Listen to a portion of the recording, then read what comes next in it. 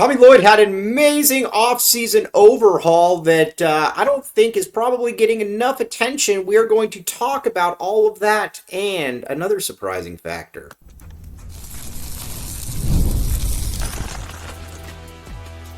You are Locked On Wildcats, your daily podcast on the Arizona Wildcats. Part of the Locked On Podcast Network, your team every day. Thanks for keeping it locked on Wildcats and making this your first listen of the day. My name is Mike Luke. Oh, I never forgot there for a second. This show is brought to you today by FanDuel. Check it out. You put down $5, you can get $150 in free plays. That simple, that easy with FanDuel. Okay, we've got Arizona now. We're going to talk Arizona basketball. We are going to talk the offseason that Tommy Lloyd had. Now, we've said it a bunch of times on this show, but one thing about Tommy Lloyd is that he's done a very good job over the years of, in the offseason, taking inventory of what needs to happen, what needs to be a little bit better for his team. He did that after year 2, where basically he jettisoned Kerr Kriisa. Kerr Kriisa can do some good things for you, but at the end of the day, Kerr Kriisa is not that good.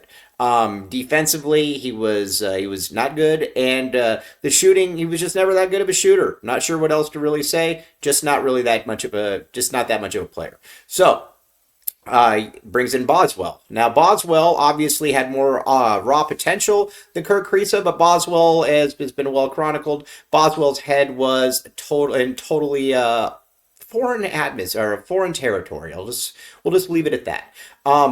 So you look at it and you're like, all right, well, I've had 3 years where my point guard play probably just hasn't been quite good enough. And I think that's putting it mildly. Now, you got Jaden Bradley. Jaden Bradley is the player that Tommy Lloyd has not had at the point guard position because he is tough, he is physical, he is instinctive, he can do a lot of different things with the basketball, and defensively, he sets the tone. Tommy Lloyd has not had a player like Jaden Bradley during his time at the U of A, except for Jaden Bradley last year, and I think in his heart of hearts, Tommy Lloyd probably knows that he made a mistake not playing Jaden Bradley more because Kylan Boswell, well, you saw what happened with Kylan Boswell, and he's struggling at Illinois, which is not hard to believe. But that was the first thing, is that you knew that you had to bring toughness and you had to bring a defensive mentality or some kind of difference maker to that point guard position. And you were able to do that. So getting rid of Boswell, having Jaden Bradley in there, that was addition by subtraction. So there's that. And so clearly understands at the point guard position what needed to be done. Then after that, you've also got you decided, all right, now, what am I going to do on the perimeter here? Now, this was one where you were smart. You knew that, listen, Caleb Love, I know a lot of people soured on Caleb Love towards the end of the season. I get it. But Caleb Love's still a monster. Caleb Love's an All-American player. You bring back All-American players. He's also somebody that can get his own shot. Last year in Arizona, outside of when Jaden Bradley was playing, he was the only guy that could get his own shot. So that obviously is a big factor of what we're talking about. You bring back Caleb Love, and I think the big thing with Caleb Love is you got to make sure that he is on board. He understands what he needs to do from a playing perspective. You don't need to do everything. You've just got to be able to play good basketball. If you play good basketball, then you're going to be in a good spot. Again, you play good basketball, we know what time it is. Now, so there is that. And again, I think you're going to see a more efficient Caleb Love. I think that's got to be the offseason goal from Tommy Lloyd, was to have a more efficient Caleb Love. And I think he's going to have a more efficient Caleb Love this season. Then you got KJ Lewis. You had to get KJ Lewis back, obviously. So that is a big part of it. KJ Lewis is perfect for what you want to do in the Big 12. As a matter of fact, I think that, he's pretty, he's the kind of player that you want in the Big 12. He just makes a lot of sense. There. And I think Tommy Lloyd's going to allow him to be that. I think Tommy Lloyd's going to allow him to be the player that, continuously comes out and plays really good defense. But you knew that you needed to have a tougher perimeter going into the Big 12. So, yes, all three of these guys were holdovers, but there's going to be a different role role in place with all of these guys, and I think that is a big factor of what we're talking about here. Then with you've got up front, that's where this becomes a little bit more interesting for me. Quite frankly, and I'll be honest with you, up even with the Julius Tabellis, the past couple years, you just haven't. You just didn't really have guys that you could really count on when it mattered that could get their own buckets. And Julius Tabellis was a very good player, but let's just be honest here. Julius Tabellis was soft. There's no other way around it. Julius Tabellis was soft.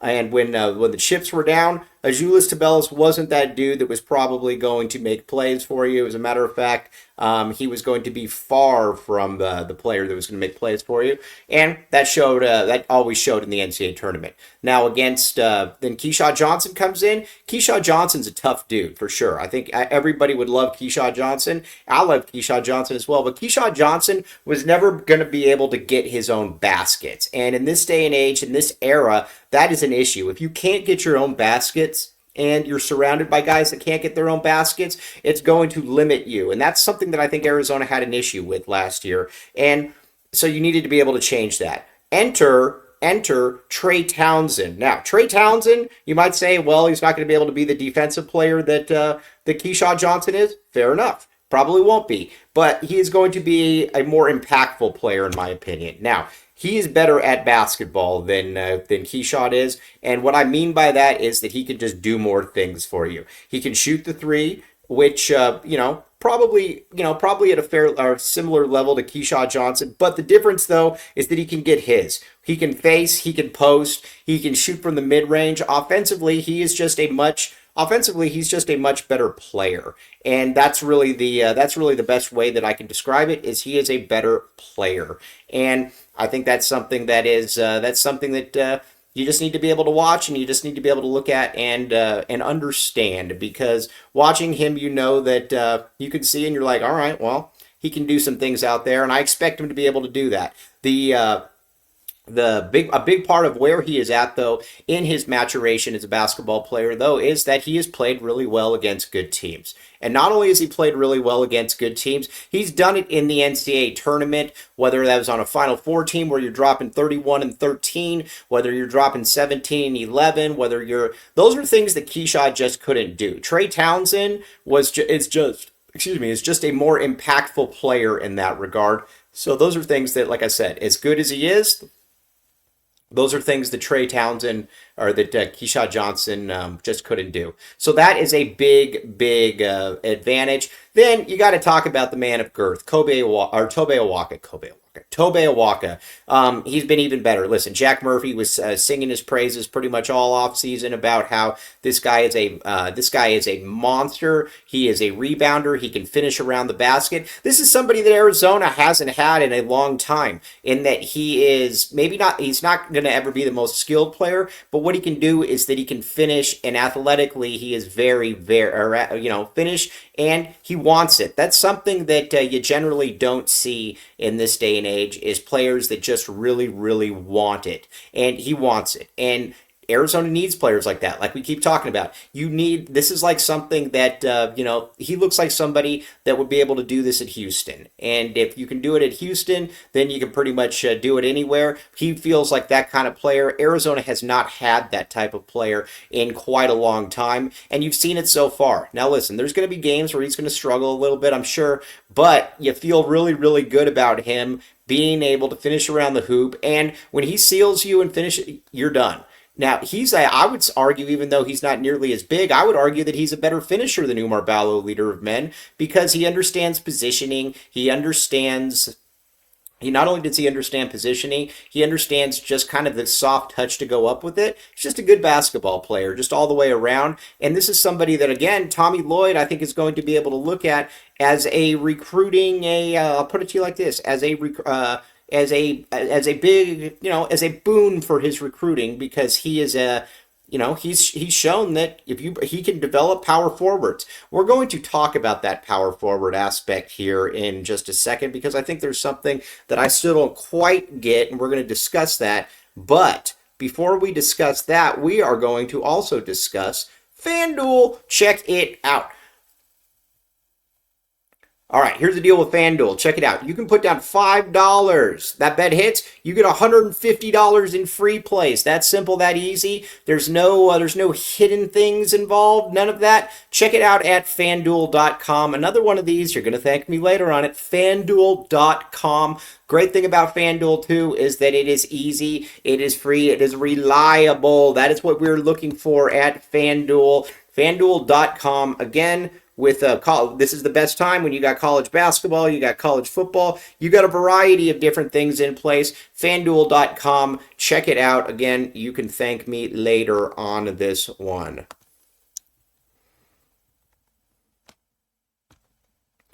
Thanks for keeping it locked on Wildcats and making this your first listen of the day. I am your host, Mike Luke. Okay, now let's talk a little bit about, we got some more stuff we can talk about. Let's talk a little bit about where we are at with now with the power forward position. Now, Arizona is recruiting Koa Pete. Obviously, Koa Pete would be the most high-profile player to ever sign with Tommy Lloyd, and one of the most high-profile players ever. He's basically been a top 5 prospect since he was an 8th grader.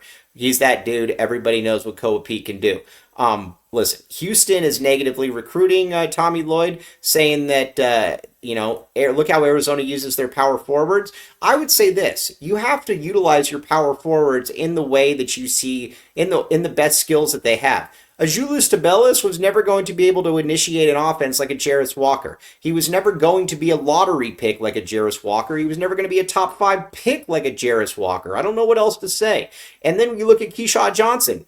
Keyshawn Johnson had no offensive initiation skills whatsoever. So both of those players are, Tommy Lloyd maximized them. He turned Azuolas Tubelis into an All-American level player and a guy who finished second in the Pac-12 Player of the Year voting. I don't know exactly what the gripe is. And then with the Keyshawn Johnson went from just being kind of a junkyard dog to being somebody that is on an NBA roster because Tommy Lloyd allowed him to shoot 3-pointers. The flexibility that Tommy Lloyd gives his players is immense. So the whole frustration this whole thing about, well, I don't like how he uses his power forward or his power forwards, this and that makes absolutely no sense to me at all. That will never make any sense to me because he utilized them to their skills. If he has a player that's got more skills like a Koa Pete, he is going to allow Koa Pete to do more of that. So that part just doesn't make any sense to me. I think Tommy Lloyd has absolutely maximized these guys. You saw, and I think you're going to see that this year. I think you're going to see Tobe Awaka, who played 13 minutes and had 5 at 5 in Tennessee. I think you're going to see him close to double those numbers. And I think with Trey Townsend, he might not put up the numbers he did, but he's going to be a very impactful player. And then we're going to talk about a couple guys that have been developed from that are almost one of them is basically a new addition because he didn't play last year and he's played very little. Is Henri Veesaar. I'll be honest, I was kind of out on Henri. I did not see Henri becoming a difference maker. Henri is a difference maker. Henri is shooting threes. Henri is blocking shots. Henri is running the court. Henri looks good. I don't know what else. I don't know what else to say. Henri looks really, really good. It's going to be fascinating to see how this all does play out. But he has developed into kind of a difference maker at this point, and I think that's what's kind of exciting if you're an Arizona fan, is that he has developed into a player that you can rely on. And this team goes 9 deep. I don't know what else to say. This team is going to have 9 players that are all going to play, and that's what I think is exciting about this. Is these dudes? There might be games when they don't play as much, but at the same stage, these are also players that have shown a drastic improvement, and I think that's another thing too that you're just excited to see if you're Arizona, is that, and Veesaar is at the front of that. Veesaar, and then you got Mo Krivas. Both those guys. I mean, Mo Krivas is showing up on a lot of NBA draft charts. And Not only is he showing up, not only is he showing up, he is, he's probably a player. Look, he's probably a player that is going to be able to make a real impact here at Arizona. Mo Krivas, and watching him, you can just tell that I think to Arizona's calculation, and I don't know exactly what they're getting paid, but let's just say that you'll take a $250,000 Mo Krivas over a $1.2 million Umar Ballo leader of men, and you'll take that every single day of the week. It makes a lot. It makes more sense. It's cost effective. Sounds like an ad read. And then Henri Veesaar blocking shots. Those big men up front, though, are incredibly valuable to what Arizona wants to do. And I think it's the best shot blocking unit that Tommy Lloyd has had here. Certainly the best rim protection. Now, again, nobody is like Christian Coloco, but these guys are also very, very good in their own right. I think this is going to be his best team, and a big, big reason why is because of that front court and everything that they're able to throw out there. Now, let's talk a little bit then about where Arizona is now with their perimeter and their backup players. Carter Bryant, I believe, is going to be the sixth man this year most times. Unfortunately for Arizona, I don't know how long Carter Bryant is going to be at the U of A, mainly because that's what an NBA prospect looks like. It's going to take him some time. But if he plays 20-something minutes per game, he's going to catch the eye of a lot of NBA scouts. This is the epitome of a player that wasn't ranked high enough. Not only was he not ranked high enough, he was you watch him and you're like, okay, that's what a top 10 or college prospect looks like. Sometimes I think these recruiting people, they look at things and are like, okay, well, we got to outthink ourselves here. He's a stud.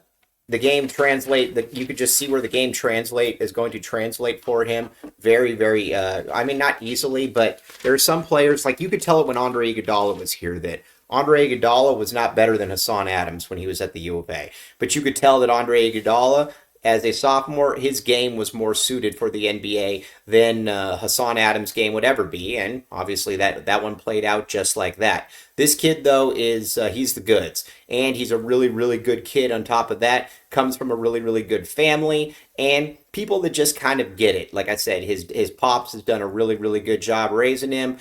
Mother, athletic genes as well, but both of those guys are, both those guys. Carter Bryant, he's a stud. I'd love to be able to get 2 years out of him, but I think if you're Arizona, you almost got to bank on it being 1 year, because if he plays 20-something minutes per game, he's probably going to really catch the eyes of some NBA folks, and I think you could probably make the case that he's farther along than Dalen Terry was at the same stage, and we all know where Dalen Terry went in the draft.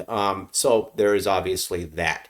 When it comes to the other newcomer as well, Anthony Del Orso. I love Anthony Del Orso. I know that there's going to be games where he's going to drive Arizona fans up a wall, but I think Arizona needs somebody that hunts their own three-point shots. Arizona hasn't really had somebody like that that can just go off and can be a good shooter. Pelle Larsson wasn't somebody that, he shot 40-something%, but Pelle Larsson hasn't really. Pelle Larsson hasn't. He was just never a great three-point shooter. I don't know how else to put that. Never somebody who was going to really hunt his own shots. And then you had a bunch of other guys like trying to think here, Courtney Ramey, a Kirk Kriisa, who could shoot, but they weren't really. This dude can shoot. His percentages are going to be up and down a little bit, but man, this guy can shoot, and there's going to be games where he makes 7 or 8 threes. Arizona hasn't had somebody like that can, probably do that 3 or 4 times this year. When he comes off the bench, he's looking to score. I love players like that. He knows why he's in there. He knows that he's in there to shoot the basketball. And when he's not out there, he is when he's not out there, then again. But that's the reason that he's out there, and I very much appreciate what he is able to do. Like I said, he's going to drive some fans up a wall. That's fine, because He's there to do one thing, and he is there to shoot the ball. But overall, that is your 9-man rotation, and that is a very, very good 9-man rotation. I think you got to feel really good about that for a variety of different angles for Arizona. But we're going to talk now. We're going to talk about a player that I think has really captured the imagination of some Arizona fans' minds, and what exactly his role is. But first, game time. Here's the deal with game time. You all know some people, you all know somebody that has probably used game time. And the reason why they use it is it works. Take the guesswork out of buying tickets with Game Time. Download the Game Time app, create an account, and use code LOCKEDONCollege for $20 off your first purchase. Terms apply. Again, create an account and redeem code LOCKEDONCollege for $20 off. Download Game Time. What time is it? Game time. Ooh. All right.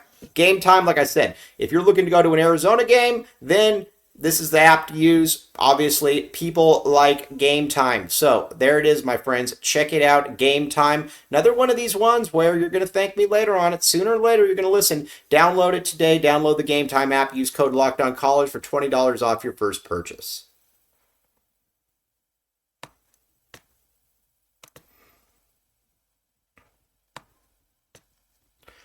Thanks for keeping it locked on Wildcats and making this your first listen of the day. I am your host, Mike Luke. Okay, now let's talk about Conrad Martinez. Conrad Martinez. Now, there's a lot of people, listen, Conrad's looked pretty good in limited time. I can't really say that, or I can't really say that he hasn't. But at the same time, he is also somebody that is, he's looked better than I thought. So again, take what I think about Conrad with a grain of salt. But he is somebody that... I think you got to give a lot of credit to. That being said, it's easy to look good against some of the teams. Now, again, I realize I'm speaking out of both sides of my mouth. I get that. But I don't want Conrad playing against Duke. I don't want Conrad playing against Houston. I don't want Conrad playing against Kansas. Listen, if you could steal a couple minutes here or there, that's fine. But against really good teams, Caleb Love's got to be the backup point guard. Now, again, I know that he's not a true point guard. I don't care. Caleb Love has to be the backup point guard. And if he's not the backup point guard, then it's got to be KJ Lewis or somebody. But I can't have it be Conrad. The problem with Conrad is I think he's just too small, and I do think that he could get bullied. It's easier in this day and age to be able to get away with some of that stuff. I get it, but I don't see Conrad being that dude. I'd love to be wrong. I just don't see it. So that's kind of where I'd like to be with Conrad. But again, take it for what it's worth because I was wrong on Conrad I've been wrong on Conrad, so I might continue to be wrong on Conrad. Then the other guy we got to talk about too is Emmanuel Steven. He's going to redshirt this year, obviously, but I like Emmanuel Steven. If he sticks around, he's going to be good. If he doesn't stick around, he might still be good, just not here. Watching him, it's interesting because he's a massive individual up front, but he's got really, really skinny legs. It's going to probably take him a little bit of time to develop, but Emmanuel Steven can do a lot of really good things. Arizona's just going to have to take that for what it's worth. All right, so that's where it's at. But Tommy Lloyd had a great offseason. He mixed and matched. He added the right players. Not only did he add the right players, the roster looks good. And there, again, you could say, well, there's no backup point guard, or maybe that's not a great shooting team. That's probably all fair. But at the same stage, though, I think it's also fair to say that he did a very good job with this team, and I think that's what's exciting about it is that watching him, you're like, all right, you can tell what he was doing this offseason, so that's exciting. Now, somebody that I think everybody's worried about what he's going to do this offseason is Brent Brennan.